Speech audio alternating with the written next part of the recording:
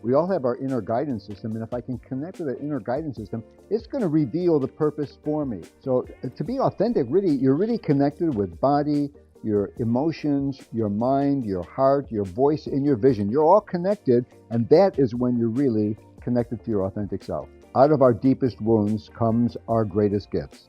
And that's basically what you're saying is your purpose comes from pain. Hello and welcome back to the Elevated Entrepreneur. I'm your host, as always, Raylan Davis, and with me, I have a phenomenal guest that I've been actually really excited about getting on the podcast for a little bit now. His name is Leonard Simchek. I did it. I nailed it. That was good, right? Great job. Okay, thank you. I just needed some kudos as we go. So he's an award-winning author, international speaker, psychotherapist, and life coach for the last 40 years, which is pretty insane. And I'm really interested to talk about all the things that I think most people are interested in today. We talked a little bit about resilience before we started recording.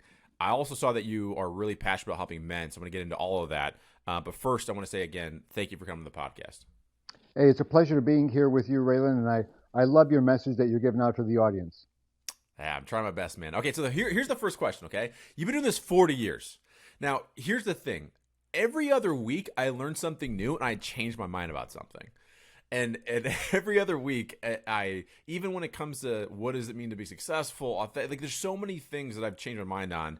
In the last 40 years, I'm actually super curious about, one, what have you changed your mind about lately in the last 40 years when it comes to helping people find their purpose, all those things.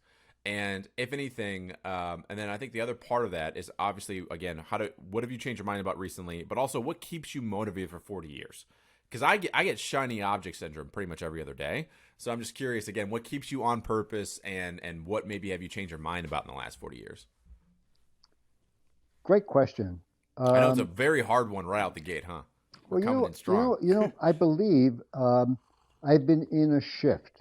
So here's my latest. So I believe that every day I try to do something outrageous. That's kind of my new mantra. What can I do that's outrageous today? Because, we tend to live in a comfort zone and get really comfy. And I says, well, what can I do that's outrageous? Obviously, having this podcast with you, Raylan, it's a bit outrageous, and hopefully we'll have an outrageous conversation. So we're not just going to have a boring conversation. We're going to have an outrageous conversation. So to me, my philosophy these days is do something outrageous every day. If not now, when the hell are you going to be outrageous? Fair enough. And then do you feel like that changed at all? Like I guess my question is, how do you get somebody, inspire somebody to step out of their comfort zone and be outrageous? Because there's a lot of individuals that love the idea of being outrageous. Like for me, for example, I talk to a lot of like online consultants and coaches, and we bring people online, right? We give them online presence, but that can, for some people, be kind of scary because you went from being unknown to possibly thousands of people hear your message every single day. That's outrageous to them, and to overcome that. So how do you get someone to the point of saying yes to being outrageous? I think the key is that we all have important messages. We've been here, put on this earth for a purpose. And our challenge is to recognize that purpose. I'll tell you, since we're young, often we may have a talent, a gift, a purpose, and yet society says, oh no, that's not your purpose. Your purpose is to, I don't know, make money. I've worked with thousands of people in my professional career. It's been very interesting, the messages that individuals receive from their family. And often those messages are limiting belief systems that stop them from really living their purpose. And once we get connected to our internal purpose, that which is the message that really resonates, vibrates, excites us, that's the message we're supposed to convey. But we have to get rid of those limiting beliefs that stop us from really being out there in the world. Yeah, so that brings me to the next question then. So purpose is something that it's interesting. I think I was more maybe in the making money category because I came up poor, so like I just wanted to make money, and then I figured I was really good at generating, like monetizing anything, and then I became an online coach, and so I started helping people do that. And then I think, like, literally just got done with a meeting with my team about this, is that with our agency, for example, we want to prioritize the clients that have a purpose that's aligned with ours. So our purpose is to help people remove obstacles and excuses so they can realize they deserve more. Like, and so it's just recently that I think I found that purpose. So my question to you is, one, how can others find their purpose? Like, what is that? Let's start with this. What the fuck is a purpose in the first place? And like, how does one find it? You know, it seems like kind of a hard task. Well, I think of a purpose as kind of a bit of a mission. So a mission comprises kind of vision plus action. So we all have a gift. I believe that our inner guidance system, and I believe we all have an inner GPS. So I wrote a book, The Roadmap Home with GPS to Inner Peace, that teaches us to connect with our inner guidance system. We all have our inner guidance system, and if I can connect with that inner guidance system, it's going to reveal the purpose for me.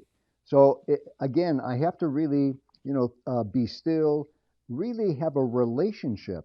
I have to develop a relationship with an inner guidance system. Many people forget about it. Do you know, Raylan, that boys usually are connected to emotions up until the age of 6, and after the age of 6, they start getting disconnected from emotions. Emotions often are vehicles for us to get connected to, yes, this feels important. This feels like this is my life's destiny. But if I'm disconnected from my emotions, I'm not able to get these intuitive bursts of messaging from our inner guidance system. So like an inner guidance system would then be like intuition, as some people would say it. Yeah, it's like intuition. I believe it's kind of. I believe we're all kind of souls on this human excursion. So our inner guidance is really connecting with our very soul's purpose, and the messages come in various different ways. It may come in intuitive bursts. It may come from symbols on the outside. If you ask people, what are your favorite numbers?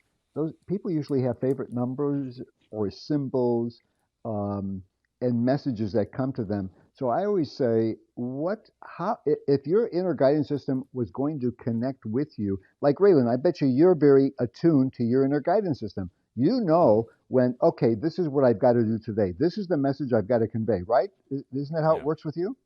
Yeah. It works for all of us, but a lot of people just somehow don't feel connected. Like dreams. I've been writing my dreams for 40 years. So the dream world is like the psyche is sending messages to us. And, we're taught from a young age that, oh, dreams are just nothing. Well, dreams are not nothing. They are messengers from our psyche to convey to us in a symbolic language. We just have to decipher the language.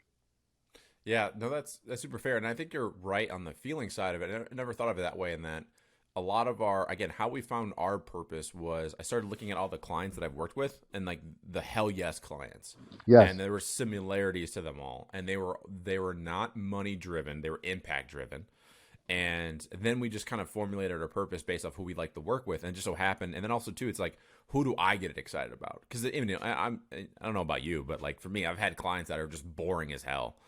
And like I don't want to work with them, but it's because, to your point, they're not really aligned with that purpose. Now, I was reading your bio, and I also saw a few things. You mentioned this thing called authentic self, which has been kind of a buzzword in the last few years. So, what the hell is authentic self? What does that mean? Well, I think of the poem by E. Cummings. To be nobody but yourself in a world which is doing its best night and day to make you everybody else means to fight the hardest battle that any human being can fight and never stop fighting. So, our authentic self, really, we're born with this authentic way of being in the world. And as we age, we start developing this false self, our egoic form. So these are messages that either parents or ministers or teachers teach us. And then we start developing this false self, which is a way of how we survive in the world, versus if you look at young children, if you want to know what an authentic self is, look at young children. So I've got 3 grandchildren. So just watching my grandchildren, and one's 7, one's 2, they're alive. They wake up alive, vibrant. They know what they want. They're very authentically there. If they're having a temper tantrum, they're authentically having a temper tantrum. Mm-hmm. But then as they age, I know as I'm watching them age, I can see once they enter the school system, they start suppressing a lot of what their feelings are and what they want to say. They start preventing themselves from really being authentic in the way they express their feelings, in expressing their thoughts, in even in expressing their body. So to be authentic, really, you're really connected with body, your emotions, your mind, your heart, your voice, and your vision. You're all connected, and that is when you're really connected to your authentic self.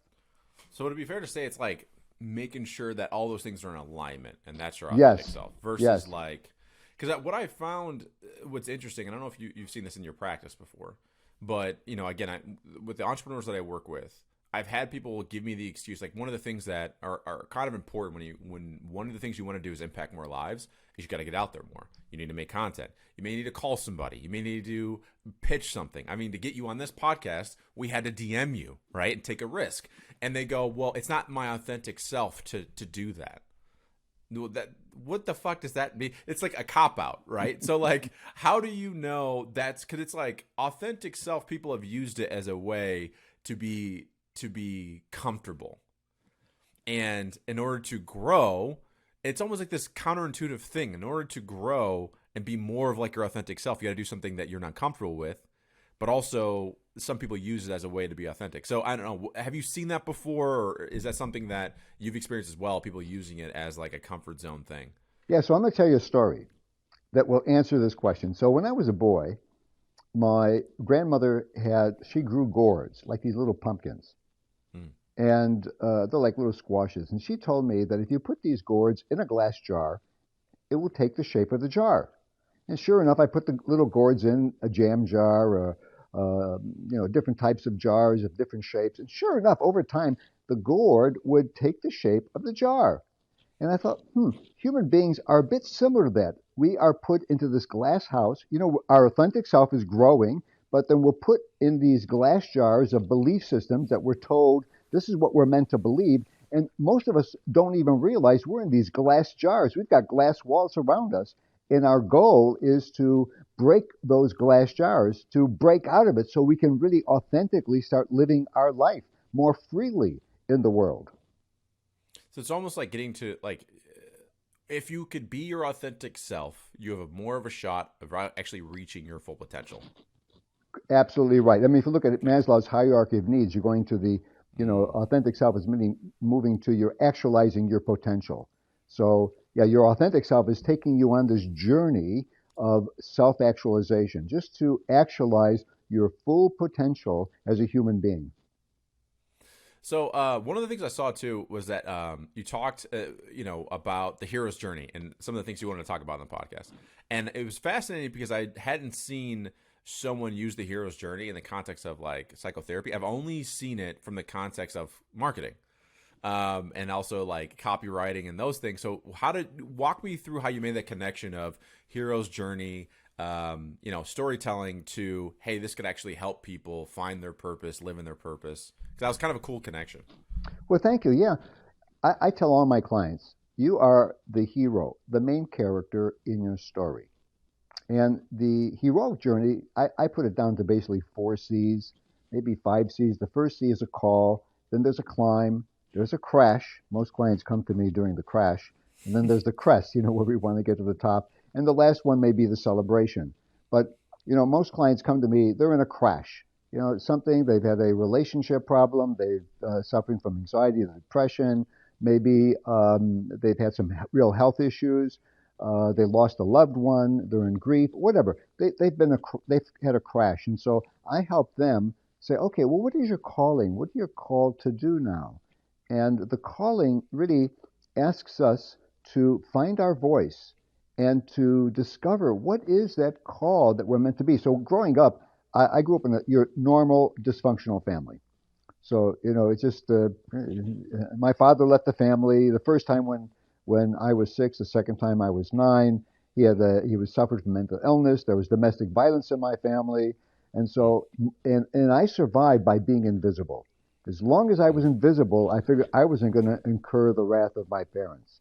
So my call in life has to become visible, to find what message is that's important and share that with the world. That's been my calling through my writing, through my speaking, and even using my voice with clients So that's been my call. And then once we've answered the call, we go into the climb. And that's, we need resources, allies, we need mentors, we need people like you to help entrepreneurs to climb the mountain. So this is all part of the climb. You are one of the Sherpas of the. I guess I would say, Raylan, you're a Sherpa. Whether you know it or not, you're a Sherpa to help people get to the top of the mountain. What's really funny about that, so my company's called Elevated Coaches Academy, but there was a moment we almost called it Sherpa Academy. I swear to God. Is that right? Yeah. Yeah, because the idea was I didn't want to be, it was kind of interesting. We I thought it was more, because I have a different kind of approach to coaching in that it's I guess you could say it's similar to therapy in that I don't give anybody answers they didn't already have. So I'm not telling you what to do. I'm guiding you. You know what you need to do. You just need to do it. And sometimes, like whether it's in our academy or in the agency, it's a little bit different in that our agency clients, again, they know that they have a calling, right? They know that they want to get their message out. They know that social media is important to them. They just don't know how, or they don't have time, or sometimes even they have an obstacle in terms of like their own ego, or their imposter syndrome, which it's been fascinating because I have clients that are, my youngest client I think is like 50, and they still even struggle with imposter syndrome. Like there's been times, I've told the story before, but I've even had clients call me and go, people are being mean to me online, Raylan. Like, okay, we got to talk about this. Like, no one's been mean to you before. Like, it's the internet anyway. But what I think is fascinating about what you're saying about your background, because we talked about this before, but I had a similar background, right? Like, grew up in a domestic violent home. And what I have found to be true is that I talk a lot about personal branding, right? Especially being online. And I usually say your purpose comes from pain. And at least it's a really good way to get you on the roadmap to it. And so, like, I did this huge workshop recently about this concept of like, go back to your most early stage of, and this actually comes from Evan Carmichael. He wrote a book called oh shit, I'm so sorry, Evan, I forgot the name of the book. I'm drawing a blank. Anyway, I'll figure it out. Well, another way I say exactly the same thing. I say, out of our deepest wounds comes our greatest gifts, and that's basically what you're saying is your purpose comes from pain. Yeah, because again, like, that's usually what motivates you, and then like from there you find like the upside to it, right? Like, again, for us, it's been like, I want to give a voice to people that are impacting people, right? To remove excuses, and I've said this before, but it's for me. I, instead of being quiet, I was the victim. My fiance just sent me Built to Serve. That's what it's called. Evan Carmichael, Built to Serve. Thanks, babe. All right. So, Built to Serve. And it's what he talks about. But anyway, so what I did was I was a victim my whole life. My family played the victim. And because of that, we had an excuse for everything. Why we were broke, why we didn't get what we wanted. And so it became about, if I can remove my own excuses, I could probably have more out of life, and it worked. So then that became my purpose of showing people, hey, you don't have to be a victim in your life anymore. Like, you could choose something differently, right? Which I feel like, here's, I guess, my next question is, I have a bit of a bone to pick with therapy. All right? Good. So do I. Okay, good. All right, good. Here's my bone. Let's pick the bones. There are some people, like, look, I've been through therapy, and I got lucky. My therapist was phenomenal. Like, there was a point in time, I remember I was raising my voice. I was like really mad, and I was frustrated, and she was trying to get a word in edgewise, and I wasn't listening. I was just yelling and yelling. I was just irate. And she goes, Raylan, shut the fuck up and sit down. And I was like, oh shit, okay. Like, I understood that language, But what she did that was really great was that she didn't pay me out to be the victim. Where the problem that I have, I'm curious to know if you feel the same way. There's a lot of therapy, not saying all, but a lot of therapy starts with the premise that the individual's broken versus that the individual has everything they need. They just need to look at the world maybe a little bit differently. And so I don't know, what is your thoughts on therapy as a whole, and what bones did you have to pick with therapy? I have a similar bone. And the similar bone is therapists traditionally are looking to diagnose people and basically saying there's something wrong with you. I believe, like you, no one is broken. All we've done is we've developed survival strategies. So really, all of our survival strategies, when you think about them, they're ingenious.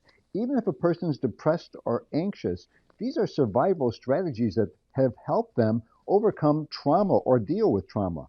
So I say to my clients, listen, no one's broken. You have some survival strategies that help you survive up until now. Now, you can choose to have different survival strategies. So you don't have to isolate as a survival strategy. You don't have to be invisible as a survival strategy. Now, you could choose other survival strategies, and you don't want to get rid of those old ones because they may come in handy later on. You want to expand yourself to have other survival strategies to allow you greater capacity to be in the world. That's my take. Because it really pisses me off that even the problem is, Raylan, mental health is often insurance driven. And insurance driven means you have to have a diagnosis, a mental from the DSM 5, Diagnostic and Statistical Manual, for them to be any reimbursement. And so you have to be, clients need to be diagnosed with depression or anxiety or attention deficit disorder or whatever. And the diagnosis, it really blows my mind. So someone will come in and says, yes, I have a personality disorder. I said, what does that mean? They take the sign. Is this like a badge of courage or whatever? What does it mean? It just means some of your behaviors fall within this thing, but it doesn't mean your identity is this. It just means you have certain behaviors that fall into it. I have some depressed symptoms. I am a depressed person. No, I am not a depressed person. I have depressed symptoms. That's an empowering response versus I am. If you say I am something, you're identifying yourself as that particular characteristic. No. I have these I have some anxiety symptoms, or I suffer from anxiety. That can be a more empowering statement than I am an anxious person. Well, what the hell can I do with I am an anxious person? Yep. Well, again, then you have this and by the way, I'm sorry for the listeners, but we're on Riverside right now. So if you see Leonard, just so you know, if it seems laggy, at the end it'll come out a lot better. It's just a thing that Riverside does. Anyway, I just don't want you to get concerned that it's not recording.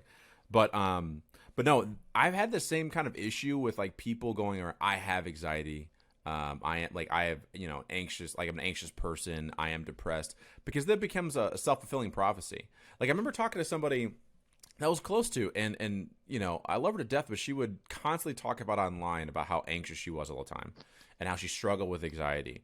And then I asked her this question once, and again, I love her to death, and that's why I think it was good that she thought about it. But I go, have you ever thought about the fact that at this point now, maybe you saying that you're anxious is creating a world in which is making you anxious?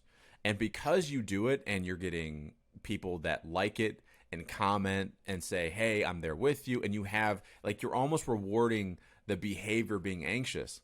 So you're almost creating this evolution of well, if I tell people I'm anxious all the time, people will give me love and attention and all those things.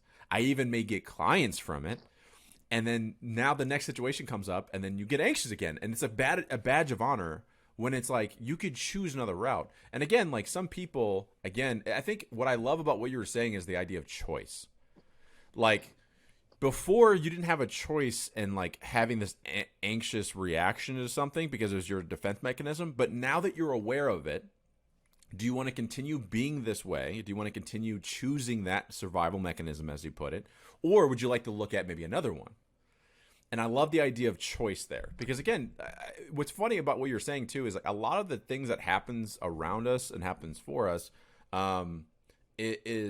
does serve us. It's for example, imposter syndrome. That doesn't serve me. Actually, it does. It protects you from the scary reality you may fail. That's scary. So your ego is protecting you. So, but is it serving you the way that you want? Yeah. So I take a tack of having a relationship. So let's take anxiety. So if I get a client coming in and says, I'm feeling anxious, I'm whatever, and I says, oh, really? Well, your anxiety is welcome here.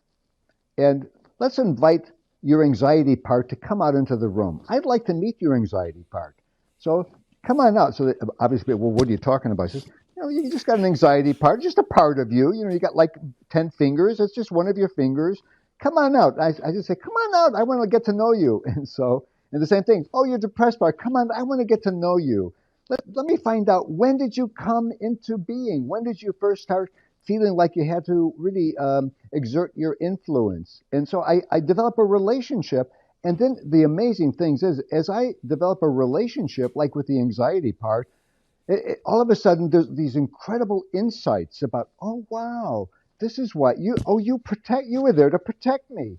Well, thank God you helped me become hyper vigilant in a very traumatic household, and without you I could have been dead. So thank you so much. So part of it is accepting these parts of ourselves, thanking them for protecting us, because they're often protective parts of ourselves, and then Mhm. having then we can say, do you want to exert all the energy on my life, or can I use some of your energy in a different way in my life? So Yeah. you're actually playing with the relationship.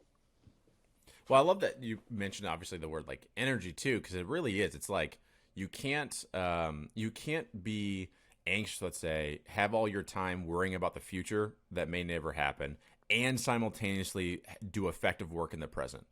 You can't have both. So it really is about managing your energy. Like, do you want to keep worrying about the future, or should we come back to the now? Right? Like, I am the worst. I always say this, but I'm like the worst friend to call when you're going through something, because immediately I'm always like, okay, but when did that happen? Oh, it happened like last week. Okay, but is it last week or is it today? Oh, it's today. So what the fuck are we talking about? Like, why are we still on this? Like, accept that it happened, because usually, in my opinion, and tell me if I'm wrong here, I'm willing to admit when I'm wrong, although it will be hard to convince me. But I feel like a lot of the world's issues are centered around should and could. Things should be this way, or it could be this way, when if you just accept the way things are and go, yeah, that happened. Like, I remember, again, going back to like our past lives or whatever, but when, growing up as a domestic violent victim, I hated that title because it became my identity. Yeah. And then at some point, it was like, oh, that happened. Yeah, and I'm accepting that it happened, but also I also am like a human. Like, I have other interests. Like, there's other parts of me that's interesting. Like, we don't always have to talk about that. And I think once I accepted that reality that did happen in the past, but it doesn't mean today, right? I can choose something different. I'm not a victim anymore. I was, and now I am not. I think it solves a lot of issues. But I think a lot of the problem is we spend a lot of time in the future and obviously in the past. I think that the struggle is like, how do you get out of that, right? How do you get out of that cycle? Well, there's a couple of things here. So there's a study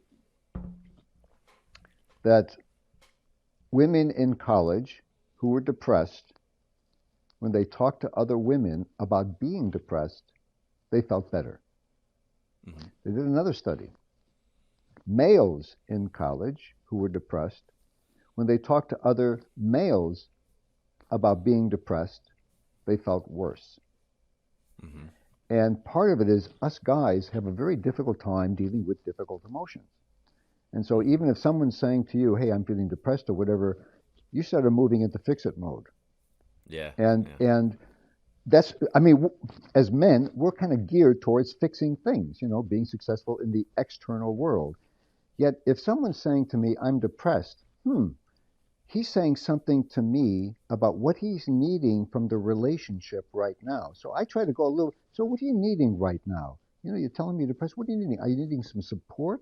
Are you needing encouragement? Are you needing some love? Are you needing some guidance, some advice? So us males, and I hear this so many times, Raylan, and when I work with couples, women complain so much. I'm just Yeah, trying you to, can add me to you're that trying to list. fix me. I don't want to be fixed. Yeah. Just listen to me, Yeah. and us guys, we're geared to fixing. Oh, a partner may be saying, they're having really difficulty. Oh, I can fix that for you. I don't want to be fixed. Yeah. I just want to just share what's going on with me. Yeah. So I No, think as that's men, definitely we have to something. watch out that we're Mr. Yeah. Fix-It. Well, especially with my fiance, that's something that I learned along the way was, and she educated me on this for sure, which was like, I don't need to fix it all the time. And like, and also it's like, you just want to vent. But what's funny is it's like, okay, It's what do you not just need? vent, Like, I, Raylan. It's really trying to connect at a deeper level. So let's say mm, it's not just venting. Venting may just be the first phase, because then you want to go, what emotionally are you really asking for underneath? I'll tell you, as human beings, we have a hard time really connecting heart to heart. And Yeah. like maybe your fiance, she may just want to connect heart to heart with you. Yeah. And when you connect Yeah. heart to heart, boy, that love's going to flow. Yeah, you are right, because if you are trying to fix something, like I don't know if there's a real, but also too, like that's how I show love versus like I show love by going, let me fix all your, That's like, again, men. We my entire company is centered around removing obstacles. So like when the love of my life says, hey, I have an obstacle, I go, all right, like let me fix it for you. But it's like that's not the it's move. You acts of gotta you service. Like if you look at the five languages of love, us guys yeah. typically acts of service. Um, where there's touch, there's affirmations, there's gifts, Uh-huh. and there's quality of time. Let's say if your fiance, she just may want quality time to hang out with Yeah, you. for sure. For sure. Now, here's the thing, though. Now, I know some of my clients might be listening to this and saying, "Oh, this is Raylan." No, if you're a client of mine, do not call me complaining, because I will not put up with that shit. Because again, it's like, again, when we're talking about, like, again, the idea of like entrepreneurship, it's a little bit different, right? Like if I had somebody call me, as an entrepreneur, saying, "Hey, I'm really worried about what if this happens, what if that happens," it's like, okay, well, sometimes it is actually valuable, because we can kind of go ahead. Like one of my favorite exercises, I forgot who I got this from, so forgive me, but basically it was like, all right, if we come out with a program, we launch a webinar, and nobody buys, what went wrong? So that's a really good strategy for going through your checklist of being like, all right, is the landing page good? And then it's usually your intuition tells you like, hey, I didn't spend a lot of time in the landing page. The copy's not good. Like, let's spend some time there, which makes sense. The problem I think of, again, about being ahead and or being in the future is like, it's usually centered around, okay, but what if I start posting online about what I'm actually interested in and nobody likes it? Or what if somebody says something mean or like whatever? And it's interesting, because it's like you have to transform them from thinking that way and then go, okay, but also if you don't do it, how many people that need that information are not getting it?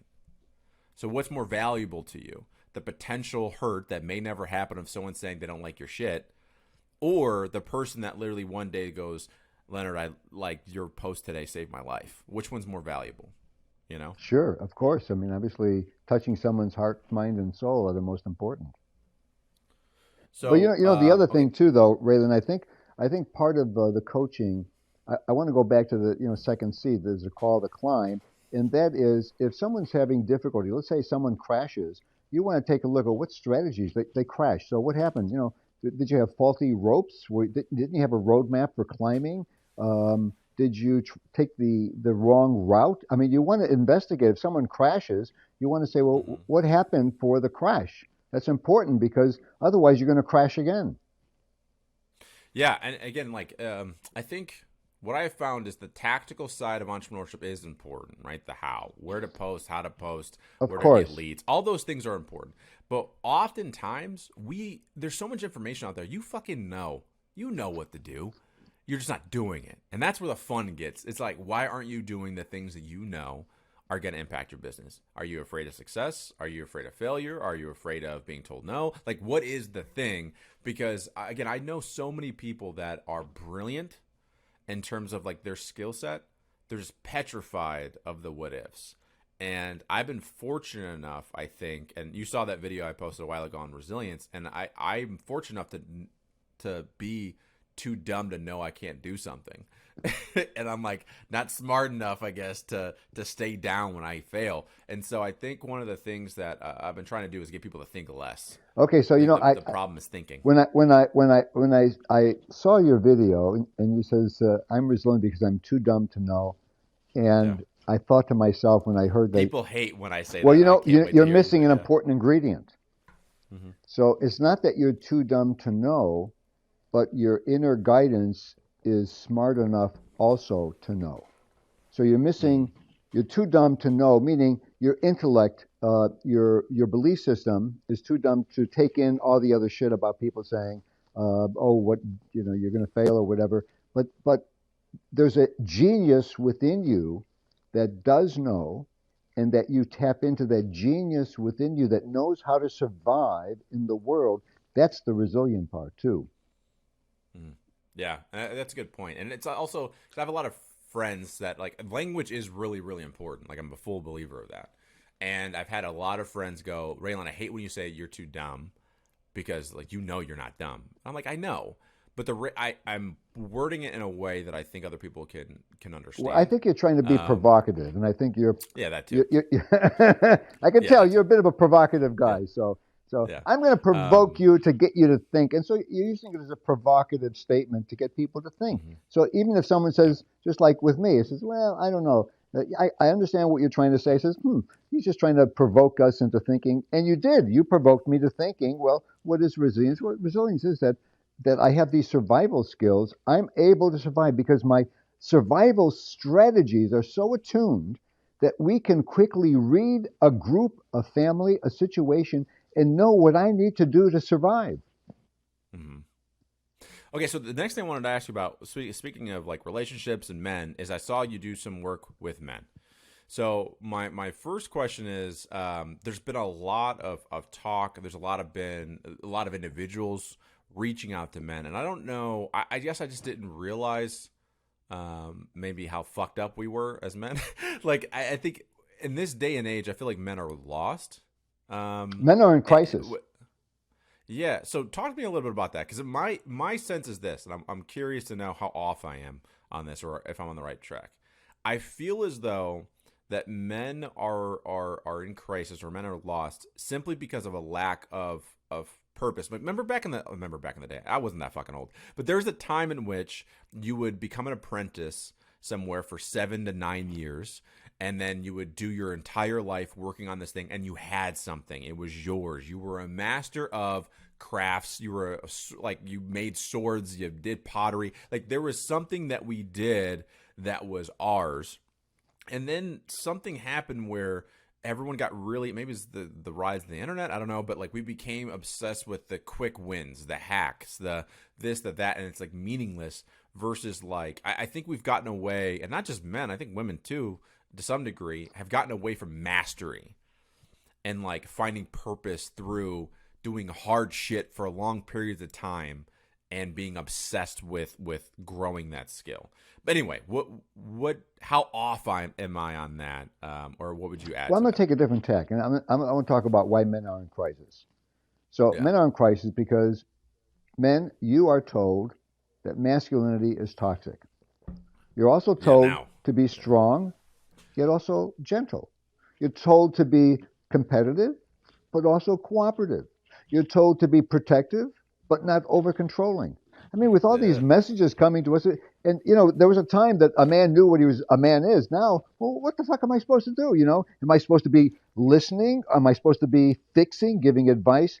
Well, men are in crisis because we don't have a clear blueprint, a clear model. So my buddy Rick Bronick and I, our new book's going to be coming out in April called um, "Power Tools for Men: A Blueprint for Yeah, I Healthy saw that. Masculinity." Hey, by the way, I like the branding. Power tools for men. Yeah, Interesting. I like it. uh, I see what you did there. yeah. It took a lot. I mean, we went As through. a marketer, I like it. Yeah, that was our fourth. That was our fourth uh, title brand because we had to do a lot. Like as you know, you got to do a lot of research. Hmm. And that ended up being the best to really impact men because we're looking at 8 qualities that men need in life, and we made it Hmm. into its acronym classic. So C stands for connection, L for love, A for authenticity, S for spirituality, S sexuality, I for intention, um, C for community, and S for sovereignty. So we have these 8 characteristics of what a healthy What is? masculine Let male me is. ask you a silly question. Yeah, What's sovereignty? sovereignty. Just you're meant to be a king. Hmm. So you talk about self mastery. That's a self mastery is another way of saying you're meant to be the king of your life. I mean, Yeah. you're not meant to be. Okay. I mean, Raylan, you're not meant to be a stable hand, are you? Yeah. I mean, I You're meant guess to be not. the king of your own castle. I mean, Yeah. we're all meant to be, and women are meant to be queens of the castle too. It's not like I lord over other people. No, it means I am the lord of my own life, Of of me. me. Yeah. That's you. I'm going circling back to you talking about mastery. Men, Yeah. we've lost uh, um, uh, you know, the purpose that we are supposed to be the lords of our life. And Yeah. this is not to demean us or whatever, but that means that we're supposed to be mastery. Means we use our right arm, our left arm. We use the different types of energies. I can be strong when I need to, and I can be soft and gentle when I'm with my kids and my grandkids. You know, so I need all of these. I mean, you don't want a partner who just wants a man to be strong and tough, and then when she cries or she wants to share something, and you say, well, just let's fix it up. You know, I mean, no, you want someone to be tender and compassionate so that you can Yeah. connect from heart to heart. That's the whole key. No, I think you're definitely honest. By the way, I love the acronym of classics. You're right there, and I think I love the idea too of being a king of your own self. And in terms of like, I just say that as being responsible for yourself, Correct, like correct. choosing based off nothing other than what you want, It's and choice. also what Choice you is the know is key. right choice. Yeah, so Yeah, so I'm a big important. fan of And that. that's with men. I think the men are confused because we don't realize we have choice. And you know, we have to. Here's our challenge as men. We have to develop our internal world more. We have to develop our relational world more. Our relationship to our emotions, our relationship in connection to other people. And I think that's been, you know, women are much, they're more Oh my advanced. god, yeah. They're more advanced than we They're are.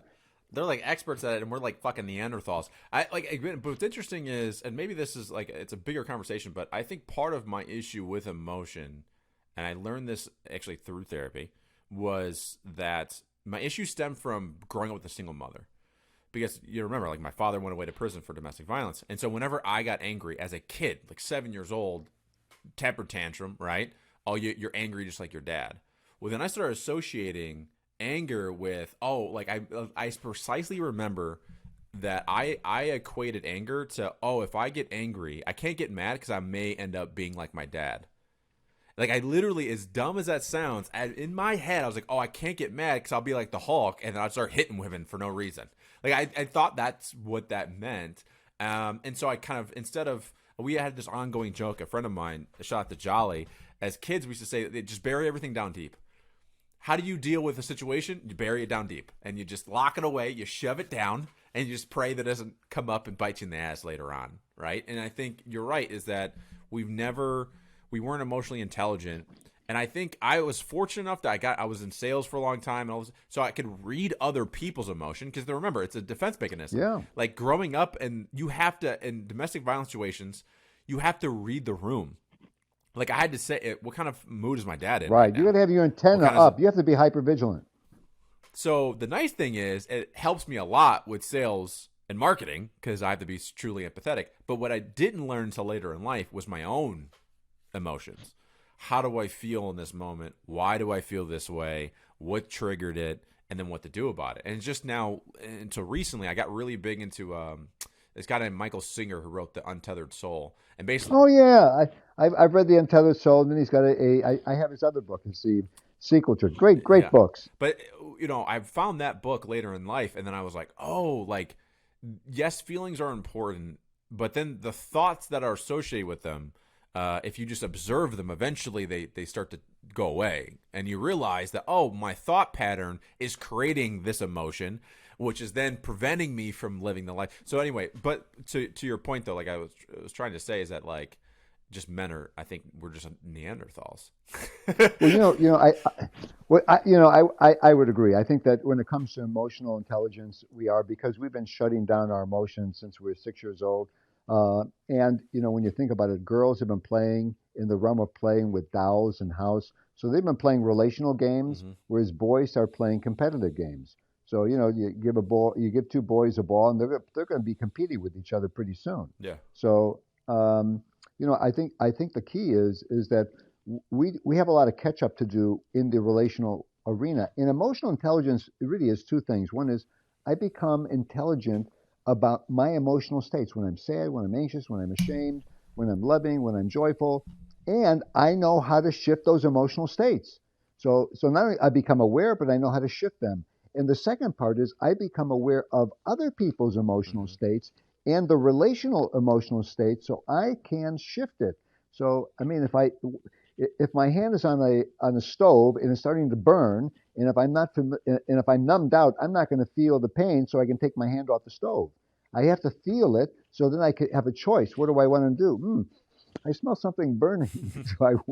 Do I want a hand to burn, or do I want to remove my hand? Yeah. So it leads us to choice. Well, that's such a good example too for even the people we have in our lives, right? Like how many people are burning you on a daily basis, and for whatever reason you choose to stay, right? Like you're just like, oh, I'm just gonna be around this individual, and they're like sucking the life from you until you Yes. become aware and you go, oh, like I didn't realize. Like, look, there's people in my life that I've had to put up some strong boundaries, and in fact, like it's. I'm sad to say, I'm 32 years old.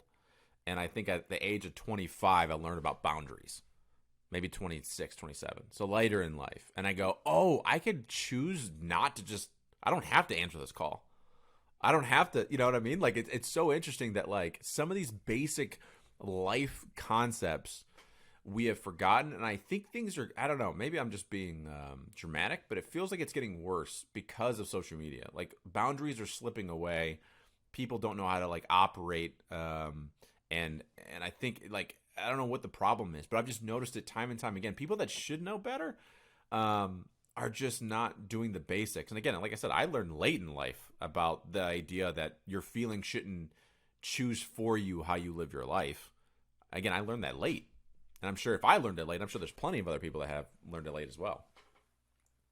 Yeah, I think the boundaries are. I'm with you.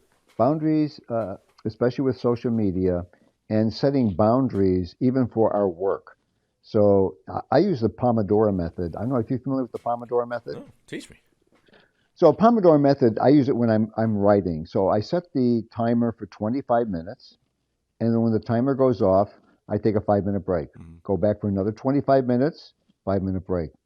25 minutes, 5-minute break, 25 minutes, 5-minute break, and then there's 20 minutes after 4 of those sets. So it's really 2 hours, and then I have, because the research shows that if we can put our focus in shorter bursts of time, we're going to accomplish more. And so if I'm writing, I'll set the timer 25, and I'm bang, okay, Leonard, you got 25 minutes, let's get to it.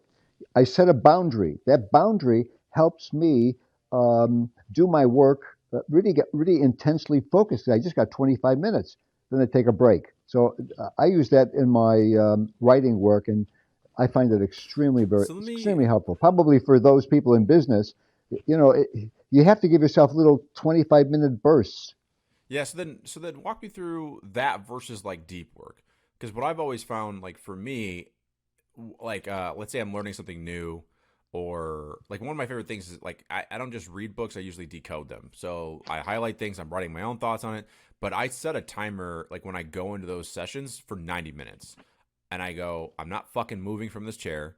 I don't care if I get bored. I'm going to sit there, because I feel like that 25-minute thing is interesting. And I heard that, but I heard it from studying. I think I learned it in college. It was about studying at that point. But when it comes to, again, mastery of a skill set, like sitting down, not getting bored, because my only reason for getting out of something after 25 minutes would be because I get bored. But I think that's the problem, is that we get bored and we're not used to being bored. Like, and I think about, do you ever read Art of War? Yes. Right? How to write books. It's like, no, like that's resistance. So I guess how do you reconcile that? Like the 25-minute method versus like deep work? Nope, sit in that fucking chair for 90 minutes. I think they're both. It's not an either or; it's a both and. Ooh. You see, if you notice, I've worked. So that, although it's 25 minutes, it's really 2 hours. Yeah. So yeah, I've set myself 2 hours. So that's 120 minutes. But then I gave myself little breaks in that 120 minutes. What are you doing during those breaks? I go take a pee. I get a beverage. I stretch. I get out of my chair, so I'm not, my bum's not on the chair for a long. So I'm stretching. I need to have kind of a bit of a stretch. See, context, get the blood circulating. Yeah. So context is important. So this is what I thought. Like again, like you got to remember, like a lot of the people I know we're on Instagram, we're doing whatever. So the other people, when they hear the 25-minute method, you know what they're going to do during those 5-minute breaks? They'll go on social media. On social media, that 5 minutes turns into 10. No. Yeah, okay. No, that's a no. All right. So this is why clarity is important, because I was sitting there and I'm like, yeah, very. If my audience hears this, they're like, oh no, but Leonard said that I could go online No, and play on social no, media. no. It's to get a beverage. It's to stretch. It's to just to get out of the chair, do a yoga stretch, and then you get back. You basically, or get something to eat. Sometimes I'll get a snack or something Yeah. like that to recharge, and then get back. So no, no. If you go on email, social media, it's going to be it's a detour. Yeah. You're trying to climb your mountain. All of a sudden, you take a detour down to the bottom of the hill. Yeah, that's what a lot of us do. And by the way, like it's something that a lot of us struggle with. And I had even had to. Luckily, Apple has this now, but now I have time limits on my phone, so I can only Yeah. be on this app. I set mine for really strict. It's 30 minutes, which is not a lot when you really like think about it. Because it's like I just want to get on, do my thing, get the hell out. And I have clients that I look over, but like I don't need to be on here fucking scrolling all day because I think part of the problem, talk about authentic self, we do this thing where we go online and we see other people doing shit, which is called trends, right? And we see other people doing shit and then we go, oh, I'm going to do that too. What about your own voice? And I think that's why I don't go online and look at other coaches' shit as often, is because, again, I don't want to get caught up in, oh, that person's doing that, let me do that too. Instead of doing something, okay, what can I really enjoy? Like right now, for example, short form content's really, really big. But I focus on long form, which is like this podcast, for example, that's going to go on YouTube. And then, of course, we're going to chop it up and put it on Instagram and everything else. But I prefer long form because I want to actually have a meaningful conversation, right? Like, could you imagine? Yeah, I really, and I appreciate this meaningful conversation. And speaking of a meaningful conversation, I just got my iPhone says I'm running low on battery. Would you mind if I just plugged in my battery? Yeah, go ahead. Go ahead. Sorry, this is horrible. But hey, I'm getting to walk. No, it's all right. Here we go. Unbeknownst to me, I meant to go on the walk to. Well, also Riverside like sucks your battery dry, so I like it's all. Oh, good. is that right? Yeah, oh, I see. Because Okay. we're recording, like while we're recording, and again, for those that are listening, like this is a fun fact, but like while we're recording, it's interesting because it's downloading from your side instead of uploading it to Riverside, which is why in the end you'll notice that our whatchamacallit, our image will be a little bit cleaner. So I see. Can you still hear me? yeah, I hear you good. Perfect. All right, we're good to go. I didn't I have- realize that it would be taking my battery. No, it's all good. We got two more questions. One's a random one. Okay, so talk to me about these Carol books you're writing. These Christmas Carol books. That is like, Oh, that's so random. I feel like why do you like writing about Christmas Carol? well, think of it this way. Ebenezer Scrooge wasn't the only one visited by Christmas spirits. Mm-hmm. And so here's my therapist with me. I'm thinking, okay, why would Bob Cratchit be Scrooge's? You're familiar with A Christmas Carol? Familiar, yeah. I wouldn't say I'm an expert. Okay, by it's any means. Dickens. There's a lot of movies about Ebenezer Scrooge. His character art was from being a miser and to be generous, and he had this clerk Bob Cratchit working for him. He worked for him for 20 years for this crotchety, miserable old man. And I'm thinking, what's going on with Bob Cratchit? Because at the end of the story, he doesn't change. I thought, what would happen if the Christmas spirits of past, present, and future visited Bob Cratchit and took him on his journey? And he had to go back to his past and see his father was alcoholic. And I took Charles Dickens' life because Charles Dickens' father was put in prison. Mm. Dickens himself worked at Blacking's warehouse as a boy. And so I'm going to have Bob Cratchit take some of Dickens' life, and he has to go on his character arc to go into his past to understand what was all the limiting beliefs that he learned about the past so that he could, basically he went on this entrepreneur's journey to go from the past so he can live in the present and discover the meaning of love. And the future is about the choices he makes impacts his future. So what choices does he want? What's his dream? It's kind of like an entrepreneur's. What's his dream to get to do what he really wants to do? So anyway, I did that with Bob Cratchit, and then Tiny Tim, his son, who's this crippled boy. And but I figured, well, hey, this crippled boy in 1843 in London, he's probably getting bullied, and he probably knows his father's depressed, and he's probably depressed. Well, we got to get some children's spirits visiting him. So, No, that's and he has to go on his character. No, okay, I'm with it now because it's like okay, let's talk about how that individual, he had a shitty boss, but let's also talk about why the fuck are you still working there? Yeah, for 20 years. Yeah, you got problems too, obviously. You got big Let's problems. go. No, Leonard, that is fascinating. Yes, because again, it's like even fast forward to today, right? There's been so many people that are like, don't work for a terrible company. Like, I can't believe I'm working here, and this boss is this boss is that. Okay, my question is, okay, why are you still working there then? If you don't like the boss, just fucking leave. Yeah. You know what I mean? Yeah. Like, it's not that hard. Just find a better job. Or if every job, and this is another thing too, right? Is you have people that in the last 5 years had 5 different jobs. Okay, at some point, it's not the jobs anymore. It's you. Like, Right. something's not right with you. Anyway, all right. Now that that's clear. So that's totally in alignment with. I mean, the entrepreneur. I mean, Bob Cratchit. I mean, it's almost as if Raylan, you were one of the spirits of Christmas future, having a conversation with Bob Cratchit and say, "Hey, what the fuck's wrong with you, man? Yeah, You that's know, my kind of the book. choices you make. I mean, come on now. What is your dream?" Yeah. What are you doing with your life here? All right. Okay. So Yeah. I got one final bone to pick with you. All right. So Okay, good. you have the Power Tools for Men. It's a program with you and another individual. When does that come out? Or does it already come out? So, we have a series of webinars on the Power Tools for Men. And then go to our website and have access to it. It's powertoolsformen.org. Mm-hmm. And so they can go check out our webinar programs. Where the book is at the editors right now. It'll come out in April 2023. And then we're going to be doing a whole bunch of other coaching programs and stuff like that. We're kind of in formulation mode. We did a series of 10 webinars that are always 45-minute webinars. Yeah. Okay, so after this, I'm going to talk to you about our agency helping you with that because I want to be involved in that. That sounds amazing. Okay. Second of all, okay, here's the bone I have to pick. I looked at your pricing, and please God, tell me this is not true. Do you have a $300 coaching program for 6 weeks? Is that right? Do I? You So need to we charge had. more is my point. You need to charge a lot more. We had the Prince package, the King package, and the Emperor package. Okay. So there was the Prince package, but that included all of the webinars. Okay. So it wasn't actually a coaching package. The coaching packages are more the King and the Emperor package. All right. So, but I'll tell you, we are reducing the webinars because we got lots of feedback. It says, the webinars are already.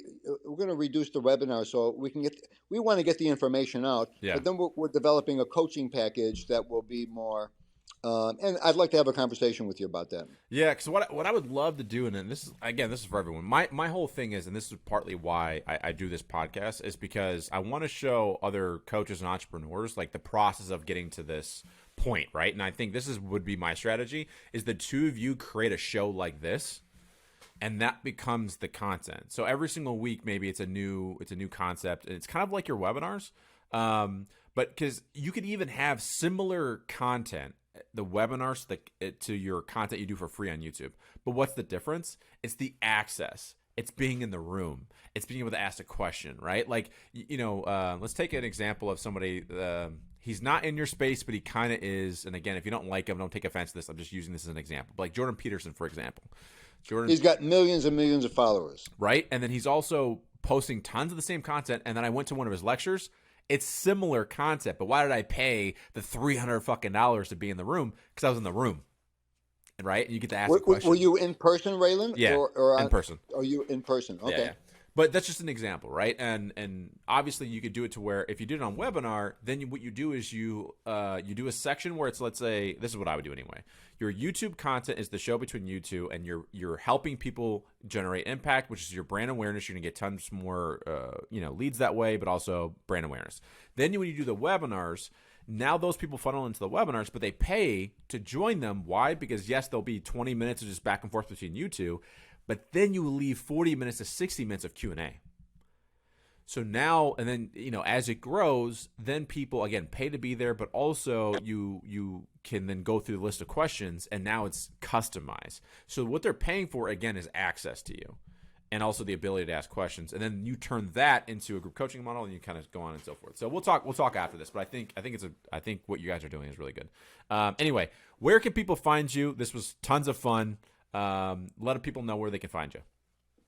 So they can go to my personal website, leonard@leonardsz.com. That's my personal website. They could also go to the Power Tools, powertoolsformen.org. That's the website that Rick Bronick and I use. So, as I said, I've been in men's work.